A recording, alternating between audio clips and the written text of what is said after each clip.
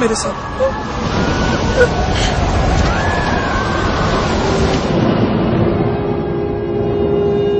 Rituparno Ghosh's passion for Kavi Guru Rabindranath Tagore's literature can be seen in most of his movies. More so because Bengal will hold no major place in anyone's mind without this literary giant's awe-inspiring works. So for his next, he selected one of the most revered stories of Tagore, Nauka Dubi or Kashmakash in Hindi. Whether or not he manages to justify the story is something we will find out shortly. Set in 1920s Bengal, Kashmakash is a tale of Ramesh, that is Jishu Sen Gupta, who is forced to marry Sushila, that is Riya Sen, whereas his heart lies with Hem Nalini, that is Raima Sen. Things take a turn for the worst when Ramesh realizes that his wife Sushila is after all Kamla and is the wife of someone named Neel Naksha Chaudhary, that is Prasenjit Chatterjee. He then decides to reunite Kamla with her rightful husband. Rest of the story is how Ramesh locates Neel Naksha and what effect it has on his life. Kashmakash is a relief to your senses as far as the setting is concerned. The decor, costumes and scenic beauty transforms you to a Bengal everyone envisions. The titillating songs in the background add more value to its majestic backdrop. However, that's where the goodies promised ends. Rituparno Ghosh's screenplay is slow and dragging.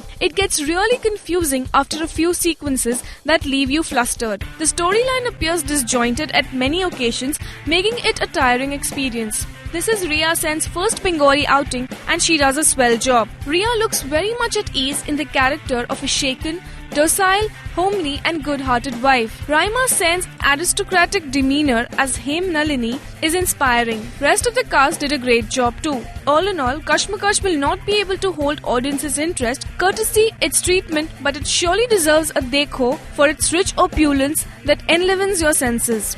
We at Rajshri give it 2.5 stars. हेम अच्छी पत्नी बन पाएगी मैं जानता हूँ, पर अच्छी बहू बन पाएगी या नहीं।